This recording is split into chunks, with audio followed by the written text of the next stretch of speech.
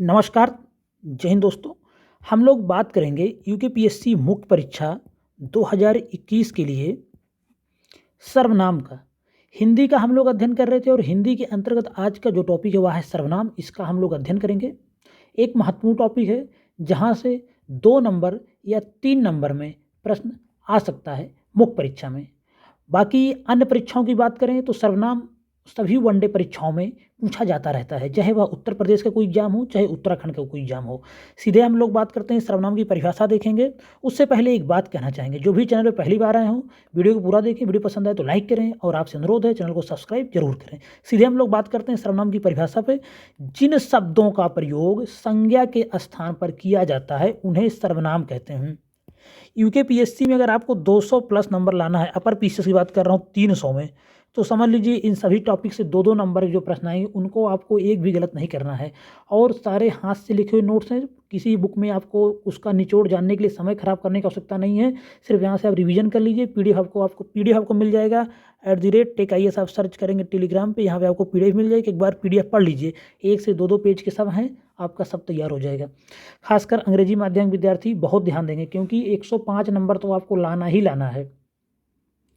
जिन शब्दों का प्रयोग संज्ञा के स्थान पर किया जाता है उन्हें क्या कहते हैं? सर्वनाम कहते हैं। जैसे मैं, तू, आप, यह, वह, जो, कोई, कुछ, कौन, क्या, या सब। और पूछा जाता है सर्वनाम के भेद बताइए, तो सर्वनाम के 6 भेद होते हैं। सर्वनाम 6 प्रकार के होते हैं: पुरुषवाचक, निजवाचक, निश्चयवाचक सर्वनाम, अनिश्चयवाचक सर्वनाम, संबंधवाचक सर्वनाम और प्रश्नवाचक सर्वनाम। इन सभी की परिभाषा भी पूछा जा सकता है। कोई सेंटेंस दे के पूछा जा सकता है कि इसमें कौन सा सर्वनाम होगा, तो यह सब आपको इन्हीं परिभाषाओं के माध्यम से सब समझ में आ जाएगा। पुरुषवाचक सर्वनाम, जिन सर्वनाम शब्दों का प्रयोग व्यक्तिवाचक संज्ञा के स्थान पर किया जाता है उन्हें पुरुषवाचक सर्वनाम कहते हैं। जैसे मैं, तुम, हम, आप, वह, यह सभी किसी व्यक्तिवाचक संज्ञा के स्थान प्रयोग होते हैं दैनिक जीवन में, इसीलिए इन्हें क्या बोलते हैं? पुरुषवाचक सर्वनाम कहते हैं। पुरुषवाचक सर्वनाम के भी 3 भेद होते हैं। हालांकि परीक्षा में यह नहीं पूछा जाएगा कि पुरुषवाचक सर्वनाम के कितने भेद होते हैं, लेकिन जानते रहना चाहिए। उत्तम पुरुष, जिसे प्रथम पुरुष कहते हैं, इन सर्वनाम का प्रयोग बात कहने या बोलने वाला अपने लिए करता है। जैसे मैं किसी से बात करूंगा तो अपने लिए करूंगा, मैं, मुझे, मेरा, मुझको, हमें, हमारा, हमको, तो यह उत्तम पुरुष है, ये प्रथम पुरुष बोलते हैं। उसके बाद दूसरा क्या होगा? मध्यम पुरुष। इन सर्वनाम का प्रयोग बात सुनने वाले के लिए किया जाता है। जैसे तू, तुझे, तेरा, तुम, तुम्हें, तुम्हारा। उसके बाद आदर सूचक आप, आपको, आप लोगों आदि, यह सब भी क्या होते हैं? मध्यम पुरुष होते हैं। अन्य पुरुष की बात करेंगे हम लोग। इन सर्वनाम का प्रयोग बोलने वाला अन्य किसी व्यक्ति के लिए करता है। जैसे कि हम आपसे बात कर रहे हैं तो आपके लिए मध्यम पुरुष हो गया, लेकिन और किसी तीसरे के बारे में बात करते हैं तो वह हो जाएगा अन्य पुरुष में। समझिएगा, है ही नहीं हुआ तो वह अन्य ही होगा। तो वह, जैसे इसमें क्या, वह, उसने, उसको, उसका, उसे, उसमें, वह, इन्होंने, उनका, उन्हें, उनमें, आदि, क्या हो गया? यह हो गया अन्य पुरुष। तो इस तरह से पुरुषवाचक सर्वनाम को आप अभी देख रहे थे, इसके 3 भेद होते हैं, यह भी ध्यान रख लेंगे। अब हम बात करेंगे निजवाचक सर्वनाम के बारे में। जो सर्वनाम शब्द कर्ता के स्वयं के लिए प्रयुक्त होते हैं उन्हें निज सर्वनाम कहते हैं या निजवाचक सर्वनाम। निज से मतलब निजता, खुद के लिए।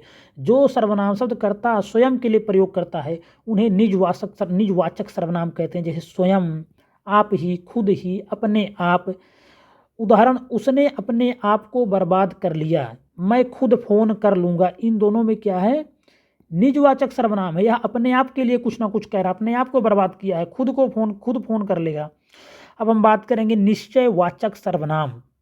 जिन सर्वनाम शब्दों से किसी निश्चित व्यक्ति या वस्तु का बोध होता है उसे निश्चयवाचक सर्वनाम कहते हैं। जो उत्तराखंड की पटवारी परीक्षा आज हुई है, यहाँ से एक प्रश्न उसमें आया हुआ है।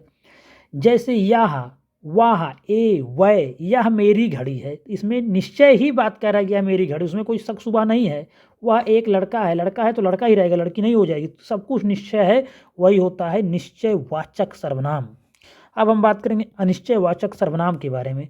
जिन सर्वनाम शब्दों से किसी निश्चित व्यक्ति या वस्तु का बोध नहीं होता है उसे अनिश्चयवाचक सर्वनाम कहते हैं। जैसे कुछ, किसी ने, किसने, किसी को। उदाहरण, लस्सी में कुछ पड़ा है, क्या पड़ा है, किसी को नहीं मालूम। कौन आ रहा है, बहुत दूर से कोई दिख रहा है, कोई आ रहा है, लेकिन कौन आ रहा है कुछ क्लियर नहीं है, तो क्या हुआ, अनिश्चय है, अनिश्चयवाचक सर्वनाम।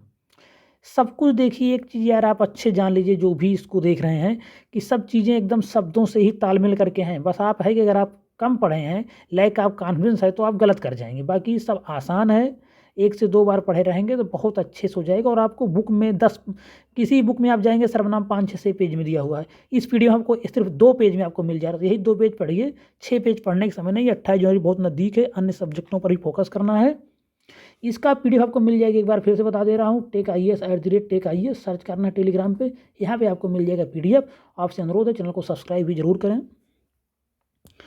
संबंधवाचक सर्वनाम, जिस सर्वनाम से किसी वाक्य में किसी दूसरे सर्वनाम से संबंध ज्ञात होता है, उसे क्या कहते हैं, संबंधवाचक सर्वनाम कहते हैं। जैसे जो, सो, जहाँ, वहाँ, जैसा, वैसा। उधर, जहाँ चाह वहाँ राह, इसमें क्या है, संबंध है। जो करेगा सो भरेगा, करोगे तो भाई भुगतोगे ही, जैसा बोओगे वैसा ही काटोगे, जो काम करोगे उसी का फल पाओगे। पढ़ोगे तो 200 प्लस नंबर आएंगे, नहीं पढ़ोगे तो 105 नंबर आने में भी लाले पड़ जाते हैं। प्रश्नवाचक सर्वनाम, जिन सर्वनाम से वाक्य में प्रश्न का बोध होता है उसे प्रश्नवाचक सर्वनाम कहते हैं। कितना सिंपल है बताइए, नाम से ही इसका अर्थ है।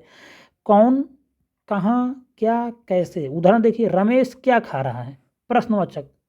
कमरे में कौन बैठा है, तो ये सब क्या है, प्रश्नवाचक सर्वनाम के उदाहरण हो गए हैं।